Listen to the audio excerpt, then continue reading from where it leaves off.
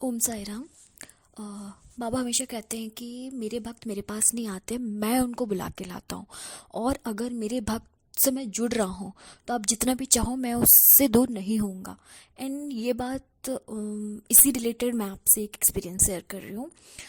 मेरी अपनी sister in law जो जिनका 4 बार मिसकैरेज हो चुका था वो अभी लास्ट 5-6 मंथ या 7 मंथ पहले फिर से उन्होंने कंसीव किया। And again I was like, मुझे बाबा से बहुत इंस्टीट्यूशन मिले कि वो तेरे घर में कोई आएगा, छोटा मेहमान आएगा। कान्हा जी का मैं सपने देखती थी, बाबा कहीं छोटे बच्चे पकड़े हैं, बहुत सारे सपने आए। तो मुझे लगा कि इस बार बाबा कुछ नहीं होने देंगे, कोई प्रॉब्लम नहीं आएगा। मैं अपनी मॉम को भी कहती थी कि मम्मा देखना, इस बार मेरे बाबा ने कहा है, मेरे बाबा रक्षा करेंगे। मैं जब से मुझे पता चला वो बात, मैं हमेशा एक ही चीज़ प्रे करती थी कि बाबा कुछ नहीं मांग रही हूँ, बस उन कुछ वो ट्विंस बच्चे थे तो मेरे बाबा प्लीज़ उनको मेरे 2 बच्चों को रक्षा करना। तेरे बच्चे हैं ना वो, जैसे मैं हूँ वो भी तेरे हैं, मेरा फैमिली है। तो हमेशा कहता है तेरे फैमिली को मैं रक्षा करूँगा। वैसे ही वैसे ही प्रे करती थी मैं। लेकिन दिवाली से कुछ दिन पहले उनका फिर से मिसकैरेज हो गया। एंड 6.5 मंथ में हुआ। तो ये पहली बार था जो इतने महीने के बाद हुआ, और एल्स इनिशियल स्टेज पे ही हो जाता था। यानी 5 नंबर मिसकैरेज था उनका। एंड मेरे घर में सब टूट गए थे। एवरीवन इज़ लाइक, नहीं होता तो बिल्कुल, भगवान अगर नहीं देता तो बिल्कुल नहीं देता, हमें कोई दिक्कत नहीं था। लेकिन किसी जो जो जिन बच्चों ने जिन जानों ने दुनिया ही नहीं देखा था, जिन्होंने कुछ करा ही नहीं, उन जानों को ख़त्म करके क्या फ़ायदा। ऐसे ही mom use to tell. Mummy भी बहुत रोई। मम्मी ने कहा तू बहुत मानती है ना बाबा को, तू ही ने तो बोला था ना, क्या किया भगवान ने, ना मेरे भगवान ने कुछ किया ना तेरे भगवान ने कुछ कहा। तो मेरा ना एक गर्व था मेरे बाबा को लेके। मैं हमेशा बोलती थी कि नहीं, इस बार मेरे बाबा ने कहा है, मेरे बाबा देख लेंगे। और जिस दिन ये चीज़ हुआ उस दिन थर्सडे था। मैं पता नहीं क्यों मेरे मन से कह रहा था कि नहीं, मेरे बाबा कुछ तो मिराकल कर देंगे। मैंने जो जितने सारे सब कुछ पढ़ लिया, साईं बाबा की जितने भी सारे प्रॉब्लम वाली चीज़ें हैं, सच्चरित वच्चरित सब कंप्लीट कर लिया, लेकिन कुछ नहीं हुआ, कुछ नहीं हुआ। कि एक्सपीरियंस था जो मैं टूट गई थी पूरा। मुझे ऐसा लगा कि आपने मुझे हरा दिया बाबा। मैं आपको लेके बहुत गर्व करती थी, बट आज मैं मैं वो चीज़ नहीं बोल पाऊंगी ये मेरे बाबा है जो मेरा साथ खड़ा होता है, देख मेरे बाबा ने ये किया। मैं ये चीज़ नहीं बोल पाऊंगी। मैंने बाबा को ये कहा। फिर भी मैं 1-2 दिन जो भी हुआ मैं रोई, जो भी हुआ। फिर मैं ऑटोमेटिक ठीक हो गई। ठीक है, शायद हम लोगों के नसीब में नहीं था, या जो भी है इसलिए ऐसे हुआ, मैंने कहा।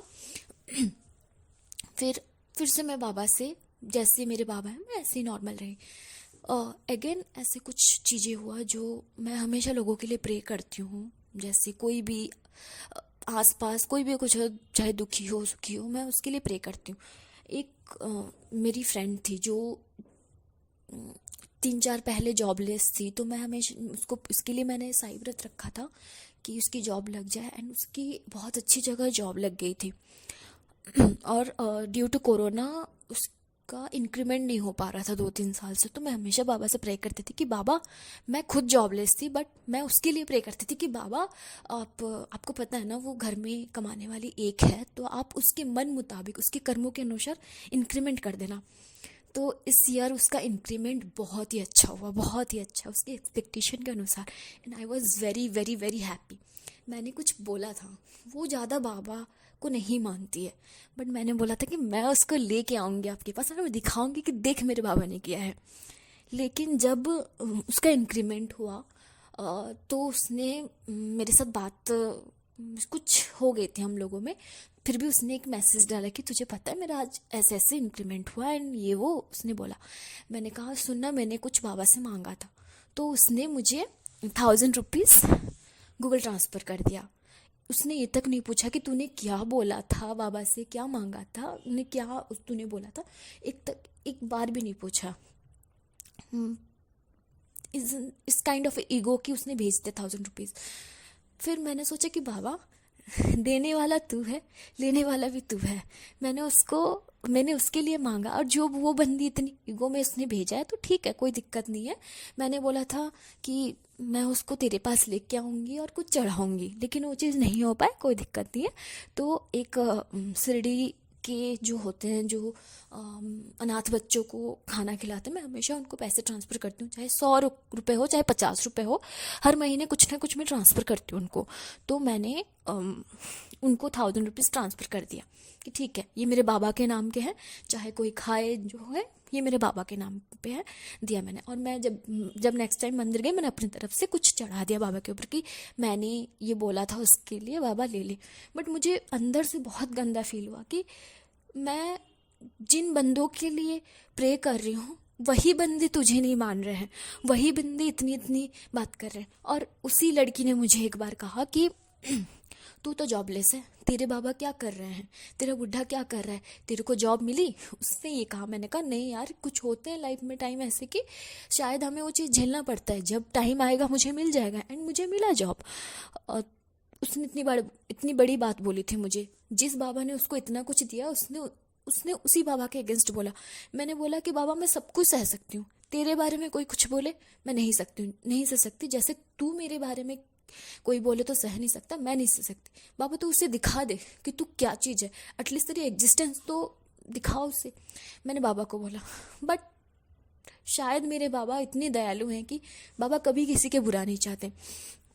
मैं भी नहीं चाहती थी उसके साथ कोई बुरा हो, कुछ है। मैं बस ये चाहती थी कि मेरे बाबा हैं, उसको पता चले। मुझे नहीं पता बाबा ने उसको बताया नहीं बताया, लेकिन आज तक भी वो उस चीज़ को बिलीव नहीं करती, विच इज़ ओके। ओके। और भी लाइफ में बहुत सारे ऐसे एक्सपीरियंस है जो मुझे ऐसा लगा कि नहीं, शायद कुछ चीज़ें मेरे अंदर नेगेटिविटी आने लगी धीरे धीरे धीरे धीरे। मैं बाबा से धीरे धीरे डिटैच होने लगी। मैंने कहा कि अगर मुझे इतना ही कुछ झेलना है, मुझे साल भर रोना ही है, सुख के बाद दुख, दुख के बाद सुख आता है, तो मैं झेल सकती हूँ। इतनी अगर मुझे कष्ट ही देना है, इतने मैंने गंदे कर्म किए हैं कि मुझे इतना ही झेलना है, तो बाबा मेरे से और नहीं होगा, मैं अकेले झेल लूँगी, आपकी ज़रूरत नहीं है। फिर मैं धीरे धीरे बाबा से दूर होने लगी। धीरे धीरे क्या, मैं एकदम से दूर हुई। मैंने कहा कि अब नहीं होगा, मैं आपको लेके इतनी गर्व करती हूँ, बट आप ही मेरे साथ नहीं होते हो। लोग 50 चीज़ें सुना के चले जाते हैं कि साईं भक्त हो तुम, बट तुम्हारे साथ, तुम तो जब देखो रोती रहते हो, तुम जब देखो तुम्हारे साथ प्रॉब्लम चलता रहता है। तो किस प्रकार कैसे बाबा को मानते हो आप? बहुत लोग बहुत कुछ बोले, कुछ लोगों को मैंने समझाया, कुछ लोगों को मैं समझा नहीं पाई, बट धीरे धीरे मैं डिटैच होते गई। मैंने लगा कि अब नहीं होगा, मुझे झेलना है, मैं झेल लूँगी, कोई दिक्कत नहीं है। फिर क्या हुआ कि हाँ, जितने इंस्टाग्राम में भी बहुत सारे साई के जितने भी मैसेजेस आते थे, जो भी मुझे बाबा मैसेज देते थे, जिनके थ्रू भी मैं सब पेजेस को ब्लॉक करने लगी एंड रिमूव करने लगी। बहुत टाइम हो गया, लाइक एक दो महीने या 1.5 महीने बाद मैं ऐसे ही यूट्यूब चला रही थी, तो यूट्यूब में जो बंदे हैं हम साईं के वाले ग्रुप में, एक मैसेज मिला मुझे। मैंने नॉर्मली सुना, वो वॉइस जो मैंने सुना मैम का, उसमें इतनी ठहराव थी, वो वॉइस में इतनी मधुरता थी, मुझे लगा कि मेरा बाबा तो नहीं बात कर रहा है, ये मेरा बाबा ही है जो इनके थ्रू मैसेज दे रहा है। फिर मैंने बोला कि नहीं, ये फिर से मेरे साथ कनेक्ट होना चाहते हैं बाबा, मैं नहीं सुनूंगी। मैंने अवॉइड किया, बट मेरे से रहा नहीं गया। 1-2 दिन बाद फिर मैं रात में सुनती और सोती ऐसे हो के मेरी एक आदत सी हो गई आज की डेट में कि मैं हमेशा सुबह उठ के उनकी मैसेज सुनती हूँ रात में सोते टाइम। चाहे वो पुराना 2 बार सुन चुकी हूँ, तब भी मैं सुनती हूँ। मुझे ऐसा लगता है मेरे बाबा बात कर रहे हैं, मुझे सुला देते हैं, जैसे कहानी सुना सुना के कोई पापा सुलाते हैं ना, मुझे ऐसा लगता है कि मेरे बाबा मुझे सुला रहे हैं ऐसे। I feel so good. तो द पॉइंट ये है कि बाबा जो कहते हैं ना कि मैं द्वारका माई में बैठ के कभी झूठ नहीं बोलता, तो वो चीज़ सच है। बाबा ये भी कहते हैं कि मैं अपने भक्तों को खुद बुलाता हूँ, कोई भक्त अपनी मर्जी से नहीं आता, मैं खुद बुलाता हूँ। अगर आप मेरे से कनेक्ट हो रहे हो तो अपनी मर्जी से कभी नहीं जा सकते। तो ये चीज़ है। मैंने कोशिश की कि मैं नहीं जाऊंगी बाबा के पास, अब नहीं कनेक्ट होंगी, मैं बाबा की पूजा भी नहीं करूंगी, मैं और सब भगवान की पूजा करूंगी, लेकिन मेरे से वो नहीं हुआ। बाबा ने करने ही नहीं दिया वो चीज़। कहीं ना कहीं उन्होंने मुझे खींच के ले आए। मुझे ऐसा लगा कि मैं तुझे दूर नहीं होने दूंगा, आजा मेरे पास, खींच लिया उन्होंने। ये मुझे महसूस हुआ। तो मेरा बस यही एक्सपीरियंस था। ओम साई राम।